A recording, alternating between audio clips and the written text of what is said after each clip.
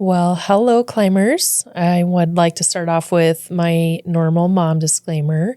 Normal, regular, but still very important. If you are suffering a health crisis right now, please call 911. Don't wait. Get yourself some help. If you are experiencing a mental health crisis, you're not okay to be alone, you need some help, please reach out to 988. Call or text. Find yourself the help that you need. We'll have a little bit of a lighter episode today, but you don't have to get through it all the way. You can come back later. Just make sure you're taking care of yourself. We're happy you're here. We hope you enjoy the show. Welcome to Mom and Me Climbing Mountains Together, a podcast about showing up for each other in the messy middle of life. I'm Eleni, and alongside my mom, Ashley, we're sharing our story of navigating mental health, identity, family, and all the ups and downs that come with growing up and parenting at the same time. We don't have all the answers. What we do have are honest conversations, sometimes heavy, sometimes hopeful, but always real.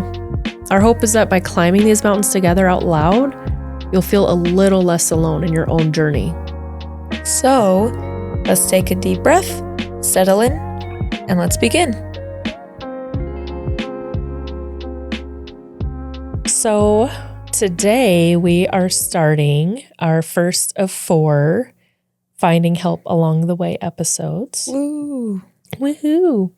We're really going to dive into finding help along the way with what's in our own heads. So this is the In Our Own Head episode. We have a wonderful friend and guest here with us. We'd like to introduce Casey Michaelson, who is from St. Louis County Public Health. Casey, thank you for being here. Thanks for having me. I'm super excited to be here. Can you please tell us and our climbers a little bit about what you do with the County Public Health? Sure. So I'm part of the community health unit, and I'm a health educator, and my focus is mental health promotion and suicide prevention. My role is kind of like you would think, like an educator. I provide a lot of training, a lot of skill-based tactics on noticing signs and symptoms with mental health, suicide ideation, how to ask the question, how to just be a support for somebody going through those struggles. That's great. And I didn't take this specific course with you when I got my training, but I know that you do the mental health first aid trainings here in the area. And we got to attempt one, Eleni, right? Yeah. And it was very impactful. It's if you've gone through struggles, it can be a little, I don't want to say rough to go through, but you will find that things kind of awaken inside of you as you're going through the certification. So I think it's very, very helpful, but just maybe know if you have mental health struggles that are, can sometimes things trigger and kind of can slow you down for the rest of the day. Just know to maybe, kind of schedule a day to do it. I'm not really sure. Is this a nationwide sort of training that they're doing, Casey? Can you talk a little bit more on that? Well, all of the trainings that I am certified in. So I have several, as we've talked about before. So I believe the one that you were talking about was Safe Talk, that you came and right. and had a session with me on. But yeah, Safe Talk is through a group called Living Works. And they also host another training called Assist, which is a 2-day workshop. And Assist is applied suicide intervention skills training. And then Safe Talk is suicide awareness for everyone. They're nationally recognized. I know you had mentioned the mental health first aids. I also teach both adult and youth mental health first aid, and they are also nationally recognized. I believe Safe Talk actually was adapted in Australia. Oh, that's amazing. And then it's I think it was like 25 other countries have adapted this program into their country. And obviously they're adapted to fit the cultural norms or the cultural differences of each country. So That's fantastic. They're all nationally known. Well, and I kind of stumbled a little bit about my description of it being slightly difficult because Elaine and I did attempt to do one of the trainings together. And this was just this last year. And we are still very actively living through and recovering from, the trauma that you and I, all of us had experienced, right, with your struggles. Yeah. And I think there was a video or something that you watched, or maybe it was even hearing me talk about some of the stuff, and you had a moment where you were like, I can't be in this room right now. And I don't know if you remember that. I do. Yeah. That's I know you're kind of things that I remember. Maybe embarrassed about it, but I do want to bring it up because this is how we really came to know Casey. Mm-hmm. And there was another presenter there. Casey, you were amazing. You immediately recognized multiple signs. And we had already kind of had a conversation anyways. I had brought up this whole concept of the podcast way back then. And you came out and you sat with Elaine and I for a good 45 minutes asking very, very good questions that I learned from. And I know Elaine did as well, but you really kind of helped turn that whole day around for us. And we were very, very appreciative of it. So one, thank you for that. But two, I'm knowing that experience that we had with you. I'm very excited that you're on this podcast today, because I think if we can talk a little bit about some of the decisions that Elaine and I either passively or, involuntarily kind of made getting over and through, the experience of your first hospitalization and kind of adapting into normal life.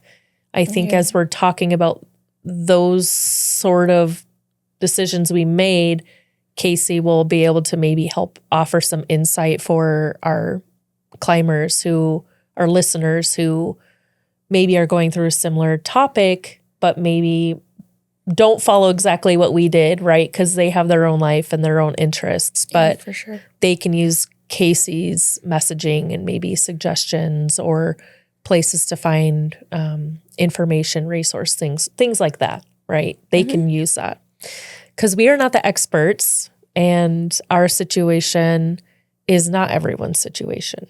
Correct.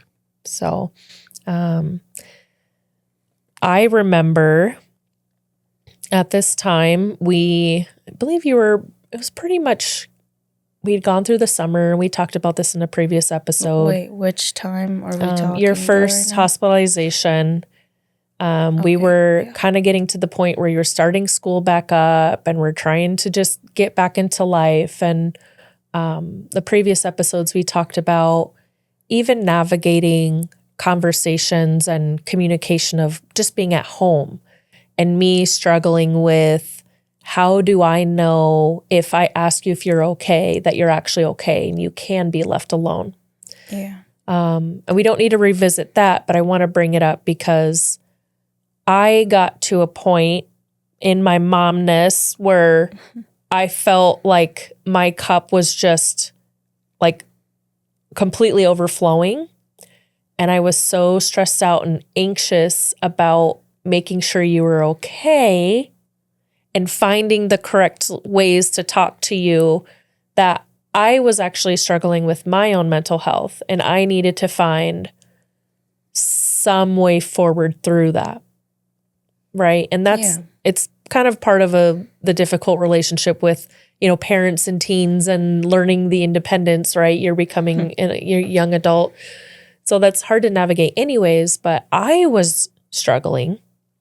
I'm a doer, so I got online and I started researching all these things. And we had a friend through your hockey team at the time who actually works with Casey.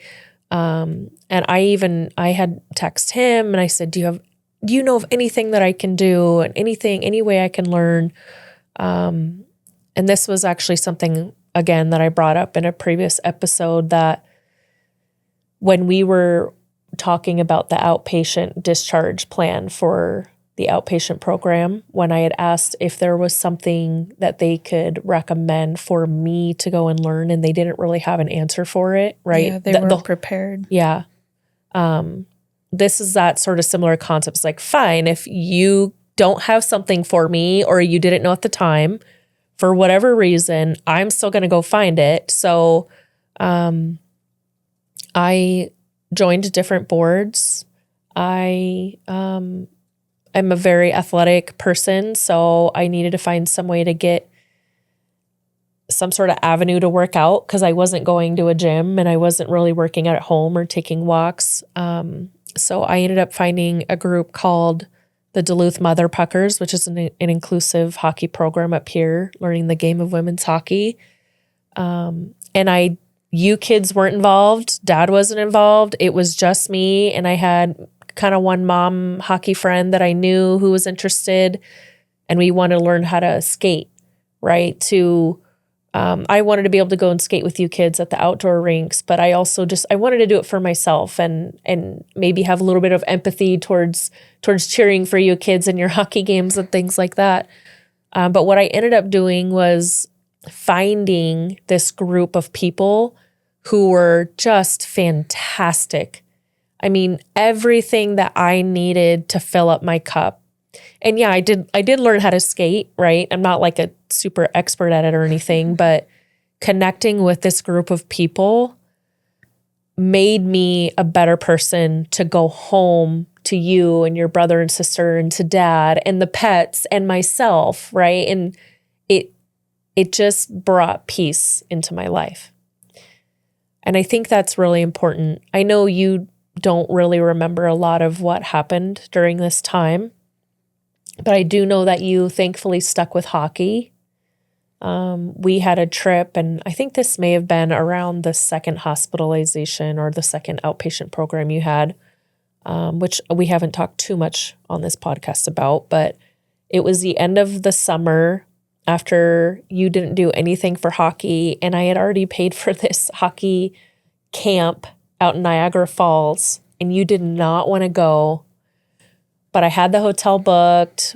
Everything was arranged. I had the time off of work, and I told you, let's just go because, again, it's all paid for. But if anything, we'll just get out of town, try and go to one of the hockey times during maybe the first day in the morning, see if you like it, and you can stay. Otherwise, we'll be in Niagara Falls. We can still have a vacation. And you went. I know you're like, your eyes are blinking right now, like you don't remember, and that's okay. I do remember it. I just don't know how this is relevant right now. Well, I'm bringing it up. You realized that you wanted to actually kind of keep going despite your worries that you hadn't done anything to prepare for hockey because you were so focused on your mental health all summer. You decided to stay, and what turned into like a dark shadow on your face from the beginning of like the first morning event, what was that dark shadow ended up turning it into a really bright light. And you're like, yeah, I'm kind of slow. Like I'm not very fast compared to the other girls, but I know there's a lot of people who traveled here specifically to join this camp, and I'm actually not doing too bad. Like maybe this is okay. And then we turned it into a really nice vacation and kind of an aha moment for yourself, where you were able to disconnect from everything that was happening in our own hometown and our own life. And you and I bonded over that trip. We had my really good friend Maria, who drove over from Buffalo, and there was sort of like a light that I saw turn on, which is why I'm bringing it up. Then there were things like getting back to school, getting back to hockey, learning about a group like Sophie's Squad. Yeah, wait, hold on. Before you go further, I just have to clarify some things because we obviously were not thinking the same thing. That's fine. For this hockey trip in Niagara Falls, I did not feel how you said that I felt. Which is totally fine. Yeah. Yeah, because that was like a prospects premier camp where college coaches would come and watch. And like you said, I was not prepared. Yeah. You did not want to go. No, I really didn't because I knew I wasn't ready. And I knew that I didn't want to go somewhere new just to feel like crap all over again. Yeah. Right? Because hockey in higher age groups around specifically girls going through puberty and transitioning, they can be mean. Yeah. Like I've said before. So that entire thing was difficult for me, and having to go to a complete different environment than the one that I was adapting to, I did not want to do it at all. Yeah. And also because I knew that I wasn't going to be able to catch up, be at the same skill level at all. And I would probably just embarrass myself. Yeah. Very valid concerns. Yeah. It was nice to get a quote break, unquote, but like it didn't, I don't know. I didn't really get the aha moment that you said that you saw me get. Well, that's good to bring it up too, right? Yeah. Well, I apologize. I said it wrong. But I did think that there were things there, like being able to ride that Ferris wheel at sunset. Well, yeah, the non-hockey parts of it were nice. You did admit to me when we were there, though, that you were surprised that you were keeping up with a lot of the girls, that your expectations were that you were going to be embarrassed, but you were actually kind of knocking some of them around. And yeah. Those were my expectations. Yeah. And it's kind of always been like that, though. I don't know why. Well, I do know why. Yeah. But again, relevant because of the whole point of this episode is finding help, right? In our own head, like our thoughts and our feelings and our worries and getting back to life. And I wanted to bring it up because I know that you weren't thrilled about doing it. And we have an expert here who doesn't necessarily need to say whether I made the right choice or not by continuing to make the trip happen, but maybe Casey can help provide some guidance to parents listening, or maybe instead of jolting you out of Duluth thinking that this was going to be a healthy exercise, I probably created more trauma and anxiety surrounding it.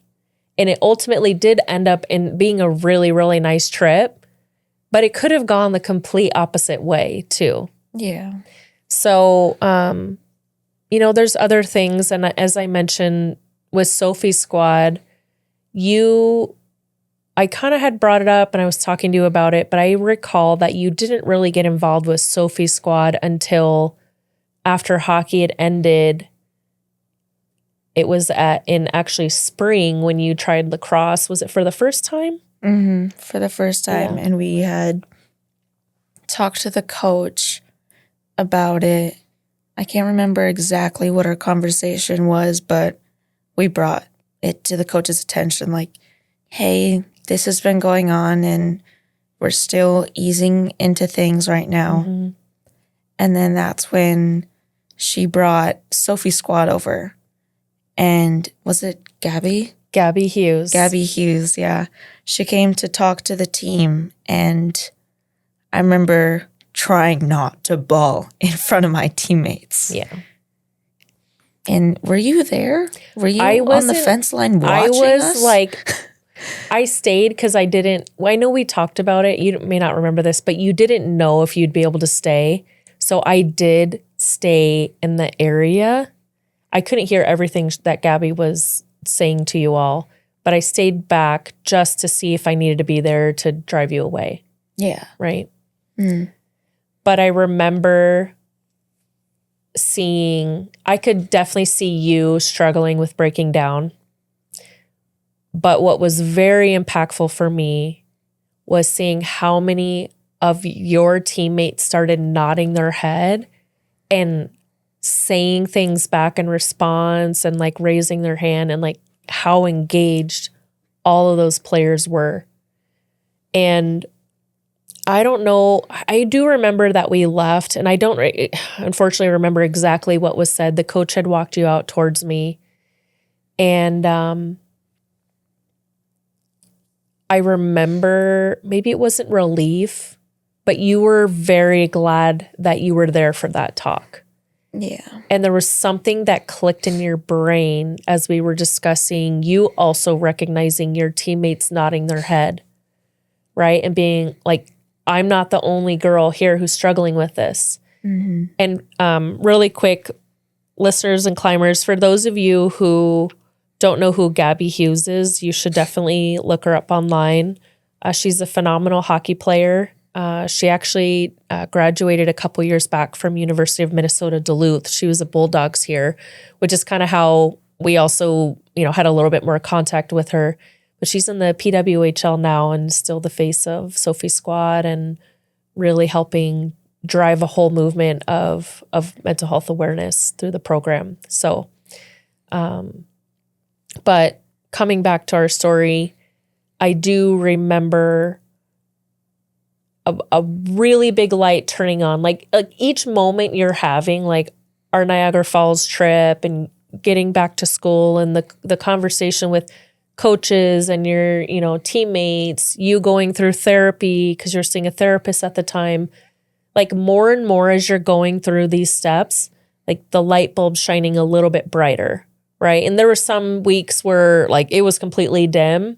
Maybe it was a bad week, but then you had certain tools in place from your therapy and the outpatient program and things like that, where the light did just keep getting brighter and brighter and brighter.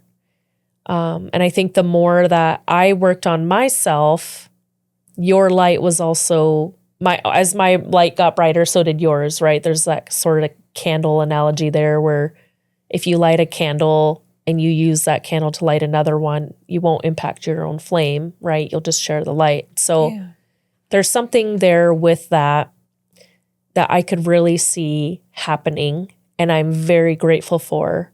However, it could have gone a completely different way, right? Mm-hmm. And so that's why I wanted Casey, coming back to you, I wanted you here because I really, both Elaine and I really are looking for your help for our listeners who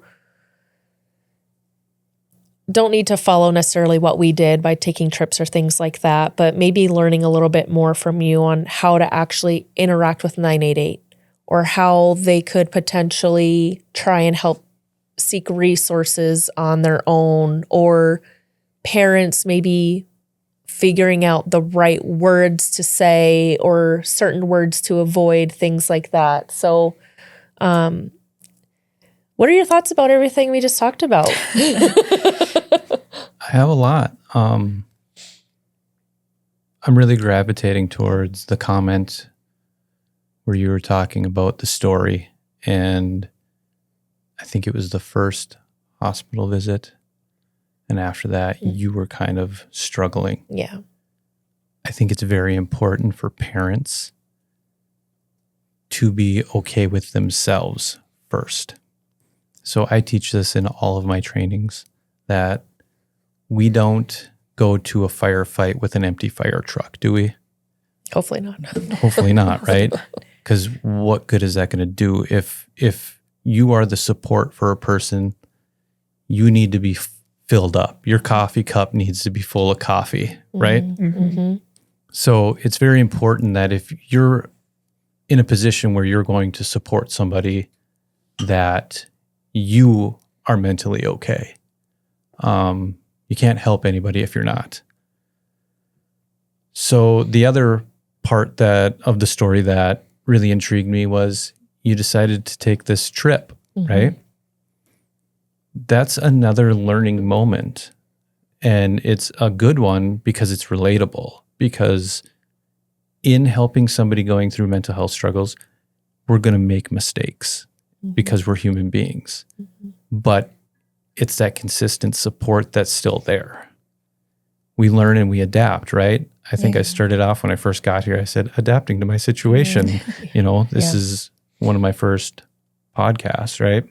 Well, and So- not to interrupt, but how many stereotypical parent-teenager relationships can you imagine? I mean, we've seen movies like this where if Eleni, she took that moment to tell me, hold on, no, that was wrong. I didn't feel that way. Right.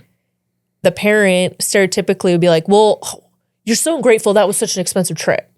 Correct. Right. And I think there's a defensiveness with parents that Yeah. also we need to be careful of that. Right. So that defensiveness is usually because we're fixers. We want to fix everything, and we think we have the answer to fixing everything, which we all can struggle with that.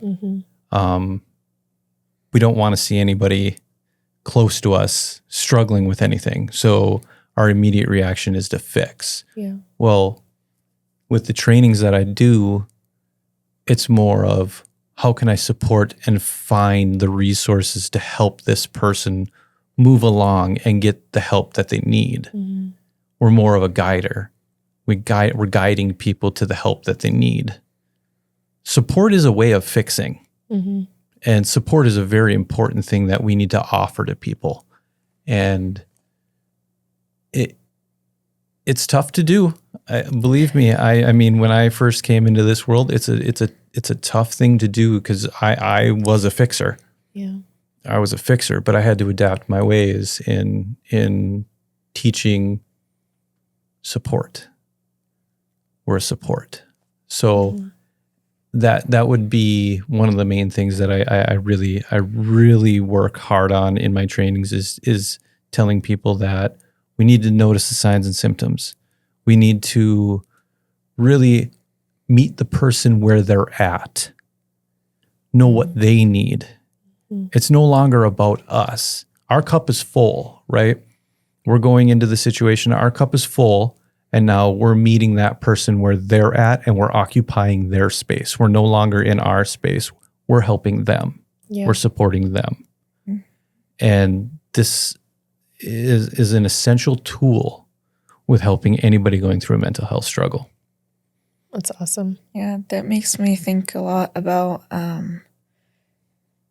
like when people try and help others who are dealing with emotions that they can't really control themselves and deal with. Oftentimes, in my own experience, people would come up to me and be like, hey, are you okay? Like, what can I help you with? And honestly, a lot of my responses were, I don't know how you can help me when I can't help myself. Right. And usually when I would say that to them, they would withdraw from the situation. They wouldn't try and help me any further, even by just being by me. Right. And just letting me process things by myself before I try and tell them how I need help. Or even what's wrong? Why are you upset? Yeah. What's wrong? What can I do to help you? In other ways, how can I fix you right now to stop me being uncomfortable around you dealing with these emotions? Boom. Right. Wow. Right. And one of the, That's a good one. I will say this, silence is powerful. Silence is very powerful. If you can sit in a room with somebody that is struggling, I have a kind of a story. So when I was going through my Safe Talk training, when I was getting certified to become a trainer in Safe Talk, my instructor was an old chaplain and he worked with military people. And he told us this story that when he was in his chaplaincy with the military, he sat in a room with a struggling soldier for 2.5 hours in complete silence. Wow. Before the man said one word. And their bond was unbreakable after that because it just showed that I'm here to support you. I'm going to wait it out. I'm not leaving you. And sometimes that's all it takes. So silence is a powerful thing. I'm going to go back to what I said about occupying their space. It's no longer about us when we notice those signs and symptoms. It's about that person and doing what we need to do to help them get to a spot where it's safe. Yeah. And they can get the help that they need. Yeah. And that's definitely something I think I tried to, but I didn't do great with that. Obviously, it's like when you had your first hospitalization, especially, it's like, I have to do something. What can I do right now? And I remember talking to you and just trying to talk through things and knowing that you wouldn't necessarily be able to pinpoint something that happened. I tried to maybe guide ways to break down the conversation or to help teach you how to kind of name some of that stuff, or, invite you to, I even said, if there are things that you're upset with me about, that's okay. That's normal. We don't have to talk about it, but you have to talk to someone, right? And trying to just bring things out like that. I definitely felt like I should have shut up a heck of a lot more than I did. But I think you were very gracious with me, and you recognized my mom does want to help. As annoying as it is, my mom does want to help. And I appreciate that. So I might not be able to talk to her right now about it, but you did still come later and be like, so when you said this is what I was thinking, or this is why I couldn't talk to you about it at the time. Yeah. For me, it was really hard whenever people wanted to try and help me, because I, at the time, didn't know how to express myself. I am not really a physical touch type of person. So I think we as a society kind of need to work on this as well. People would try and force themselves upon me and try and give me a hug or put their arm around me or hold my hand. But I'm not that type of person. I need my own space while I'm dealing with things. And those would be kind of communication barriers for us. And I still think they kind of are. Yeah. Because I'm laughing not because it's funny, but it's true. Yeah. For the physical touch, I know that some people, that's their way of helping.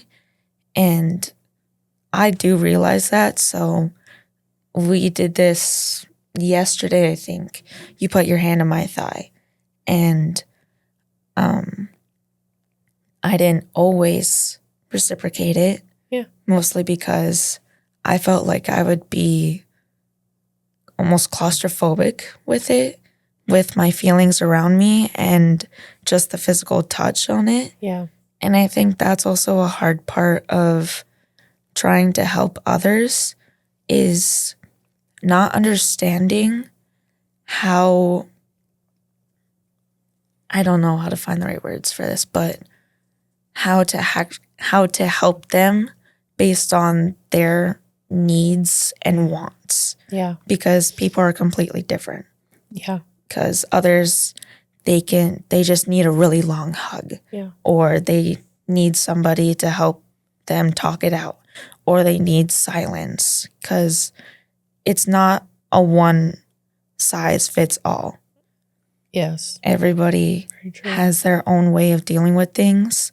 And I think we need to finally realize that and stop trying to do it the one way or not doing it at all. Yeah. Well, and I try and ask, like, I know when I was sitting next to you, I didn't ask for permission because we were in a place where it was kind of quiet. So I kind of was tapping on you. But like, I found some study where if hugging for 20 seconds minimum creates like a dopamine response kind of thing. And, it's like happy hormones. So there's been a lot of times over the last couple of years where I'll say, can we hug? And you're like, no, but yeah, that's fine. Let's do it. And then I'll like count and I'll kind of just pat your back a little bit and I'll just count to 20.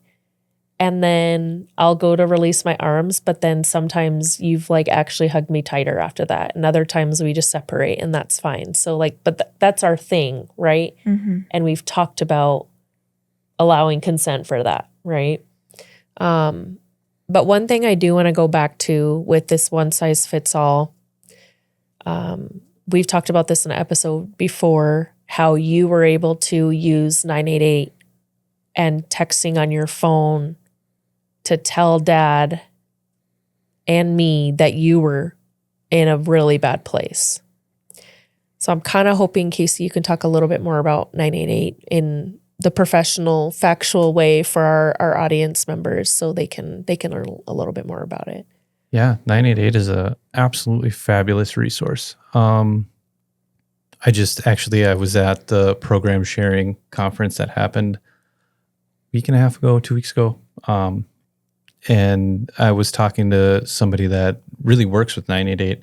And one of the struggles that they had with 988 was the geolocation part, but they're working on that. It's getting better. But I'll dive into more of the 988 stuff. Mm-hmm. But 988 isn't just for the person struggling. It's not. A person that cares about a person struggling can use 988 if you're stuck. So, you have a struggling person that is refusing to do anything about seeking help or resources, you can call 988 and have a conversation with them for that person. Wow. And they'll assist you and they'll walk you through like what you should do, how you can present different ideas, different questions.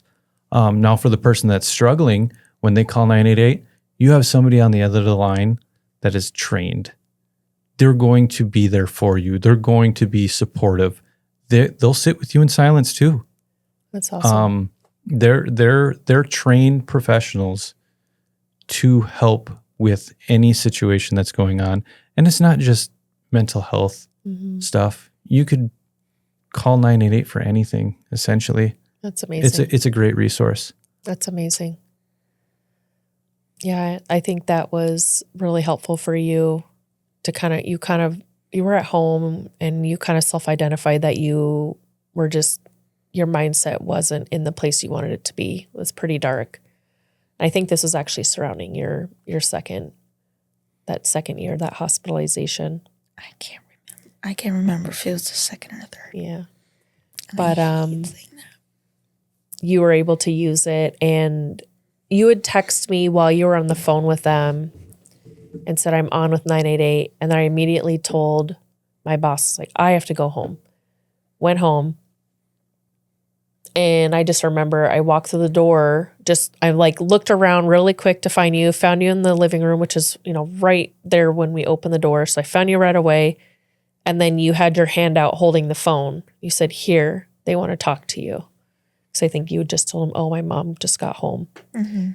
And they kind of just repeated what had happened and what you said when you called in. And they, at least for this area, and maybe Casey can help kind of clean this up, but I know for our area, they suggested either take you to the ER or we could wait for a mental health crisis unit to come to the house.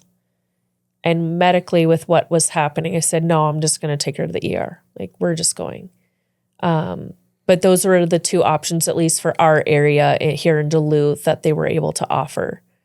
There was another time where, and this isn't actually related to you, this is related to a sibling, where I had called the mental health crisis unit. It's like a different local number, technically not 988, but I could have gotten there through 988 anyways. But I called that number and I said, this is what's happening. I don't think she's at a point where I need to go to the ER, right? Because there's certain very concrete steps that happen there at the ER, which we've discussed before.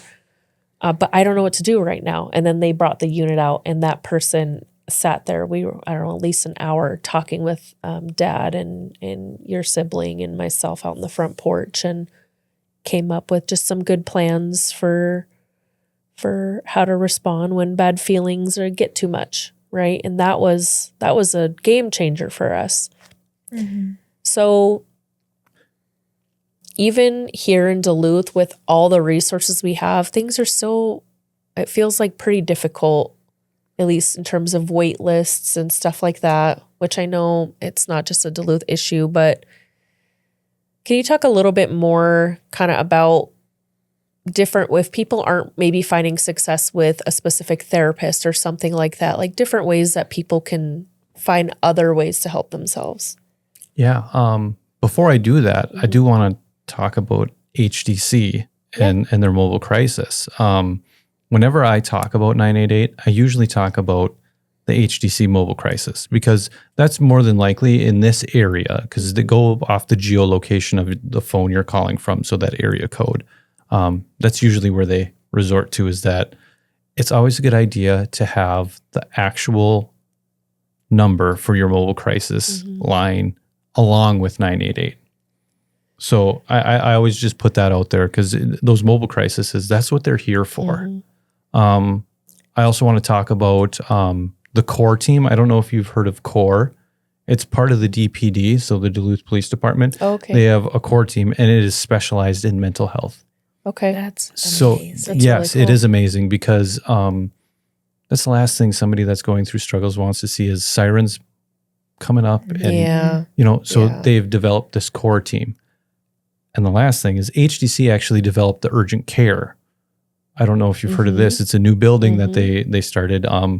I remember when it was in the beginning phases, I was fresh to this unit, and they were building this because of the problem with trying to get a mental health appointment. It takes so long. This HDC urgent care is amazing for that. It's for mental health and substance misuse That's great. situations where you can just walk right in and you can see somebody. So that's helpful for our Duluth area and Yes. St. Louis County area. Correct. Do you suggest, if we have listeners across the country, I feel like they could just, go online and just search local mental health, something for LA or just something generic like that. Do you think that's helpful enough? I think that gets a start. Okay. I don't want to sound biased, but I would reach out to your local public health. There we go. They're more than likely going to have resources that they know of. Your local hospitals. I know some people that go through struggles are scared to talk to their hospitals, but they're going to have resources. Yeah. The public health is a great place to look for those resources. I mean, I can't talk about other states because I don't know how they run their public health. I'm sure it's pretty similar to how we do it here in Minnesota. We have a big connection with all of the other public health throughout the different counties. Awesome. And it's similar to what we do. They have hubs. That's where I would reach out to first is my public health That's awesome. or my doctor. That's smart. It's Google is a wonderful thing. But sometimes we know how Google searches can go, so finding some reliable resources to reach out to, such as your local public health or your doctor, is probably one of the best routes to take. That's smart. Yeah. That way you don't find like a mental health resource center that is like across the country that you Right. can't really tap Right. into. So Right. that is smart. Yeah. So we've been talking about how you can reach out for help and resources available. One thing that I do want to talk about and shine light on is how to deal with oneself before it gets to the point of needing to reach out for help. So, learning to cope with certain emotions. I know that you help out with people, or you do trainings for people to help others, but do you have any advice or any information for the person in the situation themselves for coping? Kind of how to swim through all the emotions and feelings we're having in that moment. Yeah. Yeah. So in my position, because I work with the community health unit, I don't work individual based. So Okay. I don't work individually, but with my trainings, I've learned skills and I've used those skills on an individual basis. So it's really meeting the person where they're at. And I can't say that enough. We need to really recognize what is going on, having the mindset to recognize what the person is going through and not just asking the question of what's wrong. Mm-hmm. You can rephrase that and say, I notice this is going on with you. What can I do to help in this moment until we can have more help come forward? Now, coping mechanisms, there's all kinds of things that you can do to help the person, build skills. I'm sure you know what DBT skills are and all of that, but box breathing. Hold it at the top, let it out, hold it at the top, So different skills like that, but it's also having that person that's going through the struggles engage in what is going to work for them. We don't have all the answers for them. We're working with them to find the answers, correct? Yeah. So it's asking those good questions, not just tell me how to fix it. Let me work with you. So I think when we know that we're going to deal with some struggles, is setting ourselves up with skills that we know work for us and trying to remember those. Yeah. And that's part of the trainings that I do is talking with the adults or whoever's going to be working with the person with struggles on how to find those skills, how to find those coping mechanisms. So the things that you did, like with your first hospitalization, with the overdose and all that, obviously you were trying to cope with the feelings and the pain you were feeling. And looking back now, like, that was not the best decision for yourself. Not exactly. Right? No. Excuse me. Being in a situation of crisis, being in a moment within your own self where you're struggling and it's hard to remember certain coping mechanisms and things like that, right? Just needing immediate relief. Self-harm is not the answer, right? It's only going to inflict more pain upon yourself if you do engage in it. It's only, I know that one of the reasons why it is done is because it's to feel something other than the numbness and the storm inside of them. It's a way to connect back to reality, I guess, but that's not a good way or healthy way to get back into reality. Yeah. And to connect with yourself and your feelings. I think there are other ways to kind of cope on a temporary basis. If you know enough about yourself, which, everyone kind of, even if you're a 3-year-old, certain things you like, right? I don't know if you have a special stash of candy somewhere where you go and you're like, you know what? I'm going to turn on a movie. I'm going to have some candy. I'm just going to find something that's feel good. If you're alone, if you live by yourself, if you can drive, I don't know, going and driving to a Walmart and walking around other people and looking at things to distract your mind. Texting 988 or calling 988, looking up other resources for help. There's other choices that you can make to help yourself. I know that DBT skills really helped me a lot. There are so many different skills that are available and can help with different people and different mindsets. So, for example, there's riding the wave, where you just ride things out and see where it goes. And if you don't like the wave that you're on, you can find something else. For others, that might not work. They may need to address the problem right away and do something immediately. Or one thing that doesn't work for me, that works for a lot of others, is journaling. I know that. That's one of the most recommended ways to cope, is to just write out your feelings, write out your thoughts.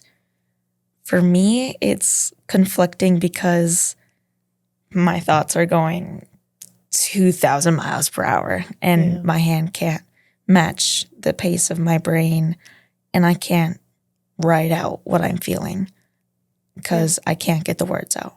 But for others, it can help them just pour everything onto a piece of paper, close it up, and just store it away. Get it out of sight, out of mind, and help them have a clearer mind. Or another one of the skills that's reflected onto journaling is yoga and meditation. I don't have the patience for it, so it's not exactly the best way for me, but it's just simple things like that are really good ways that people can help themselves. Yeah. Because it doesn't cost a lot of money. Meditation, yoga, you can do that even when you're sitting in an airport or sitting in class. You can do it in your mind. Like you said, Casey, box breathing. Hold it, breathe in, hold it, exhale. And I really like how you're portraying this, because mental health is individual. It's individual. Not what I do is going to work for you. You have to find your way. Can people help you find your way? Yeah. So, but it's ultimately what's going to work the best for you in the situation. That's where, with the skills that I've built, I find that way with you, not for you. So it's all about occupying the space of the person, knowing what they need in the moment, or finding out what they need in the moment is how I should say it. Yeah. And working with them to build that coping mechanism, so the next time this does come up, they're able to start that process before someone like me comes in, or the help that they need outside. They can start the process themselves. But the first thing is having that awareness. I like gardening. I've discovered over the last couple of years, I love gardening and snipping the little baby plants that are growing off of the other plants and harvesting them and, putting them in their own pot. And our house is turning into a jungle. Yeah, it is. There's baby plants in the bathroom and in our bedrooms now and all over the dining room. So that's my coping mechanism. But sometimes in Duluth, it gets really cold in the winter. So I can't really do this in the winter. But if it's a nice summer day and I am stressing out, I will throw my shoes off and I will go stand in the grass outside and just breathe. Connecting with nature is one of the biggest things. Yeah. There's awesome studies about third places, green spaces. I don't know if you've heard of the third places. We talk about our first place would be our home. Our second place would be our place of work or school. What's your third place? Where do you feel the most comfortable? Wow. That's outside of your first place and your second place. Find that place. That's smart. And it could be green space. Green space is everybody likes being outside, I think. I don't know. Unless it's allergy season. Right. That's true. Allergy season around here is all summer, spring to winter. Yeah. But it's finding what puts you in a comfortable spot and has some of that balance you need. Yeah. So I know this episode's going kind of long, but I'm going to, Casey, if you don't mind, to close it up, I'd like you to kind of talk about maybe some safety planning and proper terminology to maybe use, either for people going through the situation or for helpers, just maybe different keywords or words they can use to to try and talk properly about what they're feeling, and maybe statements of, I need help, or something like that, to be good flags for recognizing what's happening, but knowing that they want to move forward in the right direction. And I know you have some awesome handouts. We'll actually try and get some PDFs available on our social media to share with those. Yeah. So if you want to talk about that a little bit, Right. that'd be awesome. Yeah. Okay. So I'm going to try and remember everything you just asked me. So I'll dive into the safe messaging. Mm-hmm. So mental health and suicide has been kind of a taboo subject for years and years and years. And I think just kind of recently, within the last about 10 years, it's kind of come to the forefront, and the language keeps evolving on how we talk about it. And one of the things that people are nervous about is there's such a stigma around somebody having a mental health challenge or having suicide ideation. Mm-hmm. And we're scared to say the word. We're scared to ask somebody. And part of that is because we don't want to know, is part of it. But then the other part is, well, if I say this to them, are they going to start thinking it? Mm-hmm. So I will put that myth to bed. We're not that impressionable. And if somebody is struggling and you ask them that question, if they're thinking about suicide, they've either already thought of it or they're not thinking of it at all. And you're not going to put the thought in their head. Yeah. But that's one of the most important things. If you're thinking that somebody has suicidal ideation, the most important thing to do is ask, are you thinking about suicide?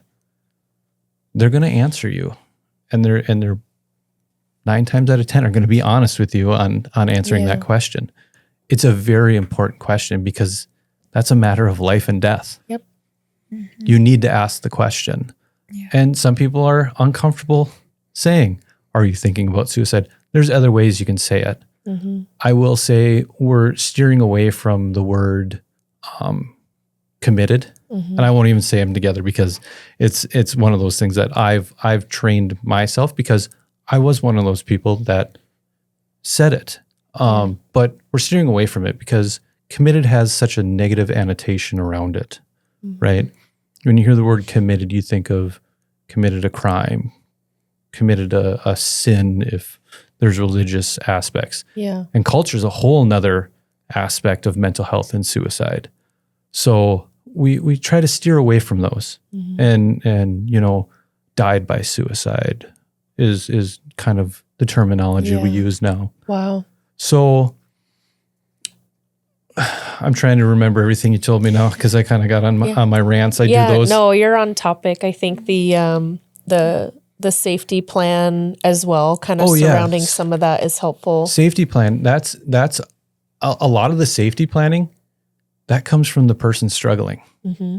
When you're trying to keep them safe for now, they're going to give you all the information on that. So when you set that up, you're asking, is suicide involved in what's going on? Yes or no? They answer that question. If it's yes, you're figuring out, do they have a plan of how they're going to do it? Do they have a lethal means that they're going to use that we need to figure out how to obtain and get out of their reach? Yeah. Checking in what their next steps are. Mm-hmm. Who are we going to contact? What are we going to do? Are you going to be safe for now? Mm-hmm. How do I keep you safe for now? So it's a lot of the information that you're doing in this safety plan. Yeah, you're leading it, but they're giving you all the answers because they know it already. Yeah. I think that has been very important for us with, your discharge summary and working with the doctors and therapists. Is I've brought this up many times. If I think Elaine's having a bad day, I'll ask her, are you doing okay? And she'll say yes or no. And if I need to, she knows that I'll push. Like, it doesn't seem like you could be okay by yourself right now. Are you okay if I run out to the store? Or I can stay here, or you could come with me. And just taking that extra step to really point out, like, something's not sitting right with me. I just need that final confirmation that you're Right. okay to be by yourself or whatever, is going on. And that's, and right there, that what you're just talking about right now, that's why it's deeply important to have the person struggling be the main one to write the safety plan, because it's their choice. They're making this about them, and they're going to follow it because they put it together. Yep. So safety plans can look so different for everybody. Yeah. So different. They're massively important. And with the new training that I just got certified in, the ASSIST, the Applied Suicide Intervention Skills Training, we go through writing a whole plan for a person. That's amazing. Yeah, it's a 2-day workshop, and that's part of it, is writing that plan. You're going through the intervention. That's part of the intervention, is writing the plan, making sure they're safe for now until the professionals can show up. So I think that's a pretty good stopping point. I want to keep going, but I'm just thinking about where we started with this podcast, this specific episode, right? Like, I'm bringing up the Niagara Falls thing and this and that, and you're like, I don't know why this is relevant, but I think this is a really good full circle moment. There is so much happening in our brain anyways. There's always thoughts, especially if you have like ADHD like we do, right? There's always things, Casey's raising his hand. There's always things that you're going to have going through your head. And when you're in a situation where you're having a mental health moment that you are struggling with, and something's not right, either you can't trust yourself or there's just a lot going on and you don't like how you're feeling, there are ways, like the safety plan, for example, where you can have a response set up in the right way to know how to, in a healthy manner, deal with the situation and to keep yourself safe, because ultimately, like, you want better for yourself, and what's going through your head, or the bad thoughts or whatever's happening is not right. And that's why it feels bad. So learning how to, I think we've used this analogy before with you, get yourself out of that dark hole. You do need tools, right? Sometimes people bringing you the tools, dropping down a ladder or a rope, right? You have to have interactions and get help to get yourself out of that hole and to get yourself out of that situation. So, finding help along the way and trying to figure out how to get out of the dark space in your own head is, you have to be patient with yourself and patient with others. Of course. It's building the support around you. What do you need as supports? And surrounding yourself with that support. This is awesome. Thank you, Casey. Yeah, thanks for having me. You. Well, kind of a final disclaimer. It's not a part of the regular episode, but this episode will be released about the beginning of December. And we know there's a lot of holiday experiences happening. Thanksgiving, if you celebrate, and then a lot of different cultural celebrations surrounding the whole, Christmas, winter holiday. These are not easy times for a lot of people. Casey, do you have any words of wisdom for anyone who is going to struggle with the holidays this year? Not necessarily words of wisdoms, but just check in on everybody. Check in on everybody that you know. You don't know what is going on with them. It's supposed to be a happy time, and people that suffer loss, and there's struggles around holidays, and just making sure that you are aware and you're checking in on everybody. That's awesome. Thank you. All right, everybody. We'll see you next time. Thanks for climbing this part of the mountain with us. These conversations aren't easy, but they matter. And we're grateful you're here, listening and walking alongside us. If today's episode stirred something in you, take a moment to sit with it. Journal about it, share it with someone you trust. And if you're struggling, please remember you don't have to carry it alone. In the U.S., you can dial or text 988 for the Suicide and Crisis Lifeline anytime you need.